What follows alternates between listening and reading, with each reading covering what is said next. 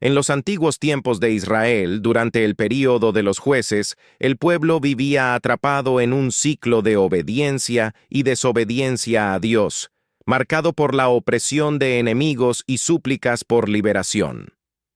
Fue una época turbulenta, caracterizada por inestabilidad y tribulaciones. El libro de los jueces narra cómo los israelitas hacían lo que era malo ante los ojos del Señor, y por 7 años Él los entregó en manos de los madianitas.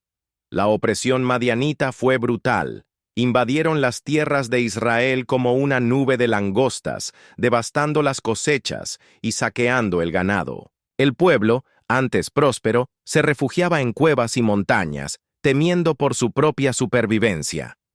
En medio de este caos surgió Gedeón, un hombre aparentemente insignificante, destinado a una misión extraordinaria.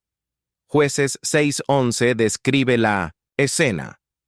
El ángel del Señor se le apareció bajo el roble de Ofra, que pertenecía a Joás, el abieserita, mientras su hijo Gedeón estaba trillando trigo en el lagar para esconderlo de los madianitas. Imaginen la escena.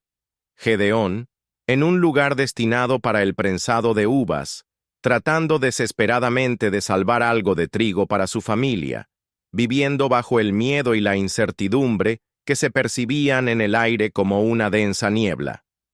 Fue, en este momento de aparente anonimato, cuando ocurrió lo extraordinario. Jueces 6:12 relata: Cuando el ángel del Señor se le apareció, le dijo: «El Señor está contigo, hombre valiente». Gedeón debió haber mirado a su alrededor, pensando que el ángel hablaba con otra persona. Su respuesta revela su descrédito y frustración. Jueces 6:13 nos dice: «Perdona, Señor», respondió Gedeón, «pero si el Señor está con nosotros, ¿por qué nos ha sucedido todo esto? ¿Dónde están todas sus maravillas que nuestros antepasados nos contaron? ¿No fue el Señor quien nos sacó de Egipto? Pero ahora el Señor nos ha abandonado y nos ha entregado en manos de los madianitas». La respuesta de Gedeón refleja los sentimientos de muchos de nosotros al enfrentar la adversidad. ¿Dónde está Dios en medio del sufrimiento?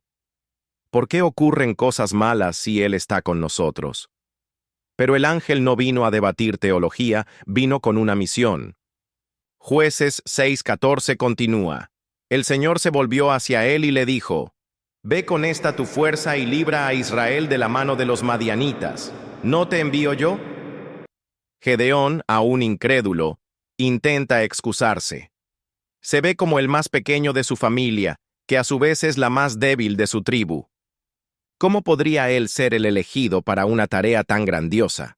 Jueces 6:15 nos muestra: «Perdona, Señor», respondió Gedeón, «pero ¿cómo podré yo salvar a Israel?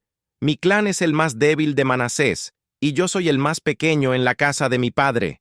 El Señor respondió: «Yo estaré contigo, y tú derrotarás a los madianitas como si fueran uno solo».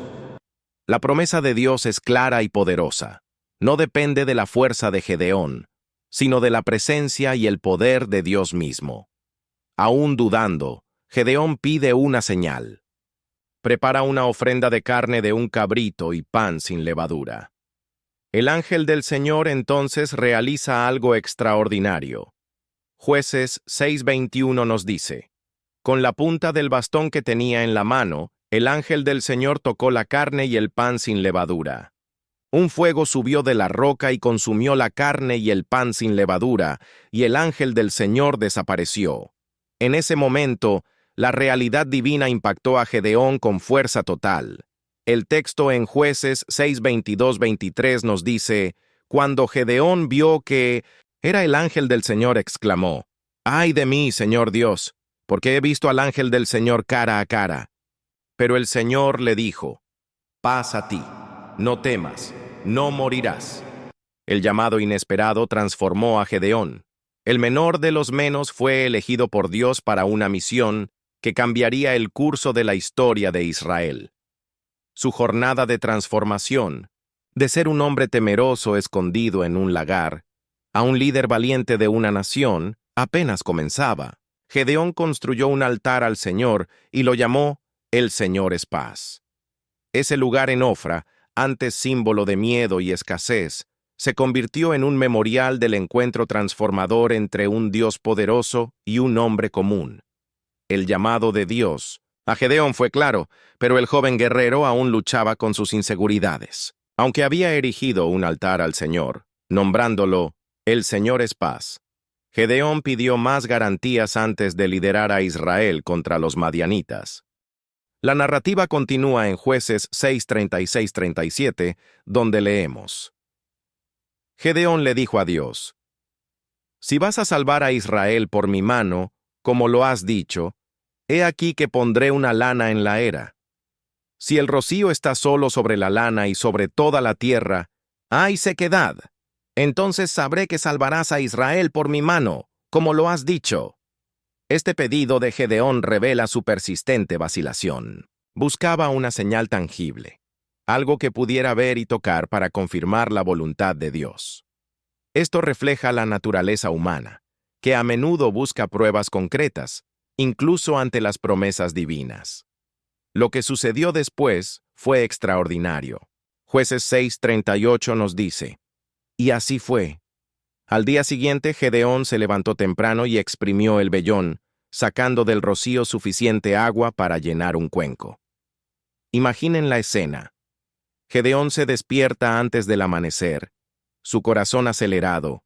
Cuando se acerca al vellón, siente el peso del agua. Sus manos tiemblan mientras exprime el vellón, llenando un cuenco entero con rocío, mientras el suelo alrededor está completamente seco. Un milagro innegable. Pero la historia no termina ahí. Gedeón, aún no totalmente convencido, hace una solicitud aún más audaz. Luego dijo Gedeón a Dios: No te enojes contra mí, y hablaré solo esta vez más. Déjame probar solo una vez más con el vellón. Deja que el vellón se quede seco, y que sobre toda la tierra haya rocío. Y esa noche, Dios lo hizo así. Solo, el vellón se quedó seco, y sobre toda la tierra hubo rocío. Este segundo test fue una inversión completa del primero. Ahora Gedeón pide que el vellón esté seco mientras el suelo alrededor está cubierto de rocío. Una solicitud que desafía las leyes de la naturaleza, ya que el vellón normalmente absorbe la humedad del aire. El hecho de que Dios haya respondido a este segundo pedido demuestra su paciencia y comprensión de las dudas de Gedeón. Esto sirve como un poderoso recordatorio de que Dios a menudo acomoda nuestras debilidades, dándonos la garantía que necesitamos para cumplir su voluntad. Estos eventos tienen un significado profundo. El vellón puede simbolizar al pueblo de Israel, el rebaño de Dios. En la primera prueba, el vellón mojado mientras el suelo permanece seco puede representar cómo Dios bendeciría a su pueblo en un mundo estéril. En la segunda prueba, el vellón seco mientras el suelo está mojado puede simbolizar cómo Dios usaría a Israel para bendecir a las naciones a su alrededor. Además, estas pruebas del vellón ilustran la transformación gradual de Gedeón, de un hombre que escondía trigo en un lagar. Ahora se encontraba en una conversación directa con Dios, negociando los términos de su fe y liderazgo. Es importante notar que, aunque Dios respondió a los pedidos de Gedeón, buscar señales no es el estándar ideal de fe. En muchas otras partes de las Escrituras, se nos anima a confiar en la palabra de Dios sin exigir pruebas milagrosas. Sin embargo, en este momento crucial de la historia de Israel, Dios, en su gracia, eligió fortalecer la fe de Gedeón mediante estos signos tangibles. El test del vellón marca un punto de inflexión en la narrativa de Gedeón. Sus dudas fueron disipadas, su fe fortalecida, y ahora estaba listo para liderar al pueblo de Israel contra sus opresores. El hombre que antes se consideraba el más pequeño de su familia estaba a punto de convertirse en uno de los mayores jueces de Israel. La historia del vellón nos enseña varias lecciones importantes. Primero, que Dios es paciente con nuestras dudas y está dispuesto a darnos la certeza que necesitamos para cumplir su voluntad. Segundo, que la fe crece gradualmente a través de experiencias concretas con Dios. Y tercero, que cuando Dios nos llama a una tarea, Él también nos equipa con la confianza necesaria para llevarla a cabo. Como el rocío seco bajo el sol naciente, Gedeón resurgió como un hombre nuevo. Sus inseguridades fueron lavadas junto con la suciedad, y en su lugar creció una feroz determinación. El guerrero que Dios había visto desde el principio finalmente estaba emergiendo. Con la confirmación divina asegurada, Gedeón estaba listo para el siguiente paso en su jornada. El ejército se reunió y la batalla definitivamente estaba en el horizonte. El hombre que había puesto a prueba a Dios con un vellón, ahora estaba listo para ser probado en el calor del conflicto. Con confianza renovada por los signos del vellón, Gedeón estaba listo para liderar a Israel contra los madianitas. El llamado de Dios resonaba en sus oídos, y el momento de actuar había llegado. La narrativa nos transporta a un momento crucial en la historia de Israel, donde la lógica humana sería desafiada por la sabiduría divina. Jueces 7 establece el escenario. Jerubbaal, Gedeón, y todo el pueblo que estaba con él, se levantaron de madrugada y acamparon junto a la fuente de Jarod. El campamento de Madián estaba al norte de ellos, en el valle cerca del monte Moré. Gedeón, ahora también conocido como Jerubbaal, después de destruir el altar de Baal, había reunido un ejército específico. El texto bíblico nos da una idea de la magnitud de esta fuerza en Jueces 7:3. Gedeón anunció al pueblo que cualquiera que estuviera temeroso y temblando podía regresar a su casa y dejar el monte Galaad. Esta declaración sugiere que el ejército se encontraba posicionado en el monte Galaad, preparándose para la batalla. La respuesta del pueblo ante este anuncio fue sorprendente. El mismo versículo continúa. Y el pueblo se deshizo, de modo que quedaron 10,000 hombres. Imaginen la escena. Más de 2/3 del ejército de Gedeón abandona el campamento, dejando atrás solo a 1/3 de los guerreros originales. Para un líder militar, alrededor de 22,000 soldados se marcharon la víspera de una batalla crucial, una pérdida devastadora. Pero Dios tenía planes diferentes. No solo persiguió al enemigo, sino que también movilizó fuerzas adicionales para cortar la ruta de escape de los madianitas. La respuesta fue inmediata, como vemos en la continuación del versículo 24. Entonces, todos los hombres de Efraín fueron llamados y tomaron las aguas hasta Bet-bará, hasta el Jordán. La estrategia de Gedeón resultó ser eficaz.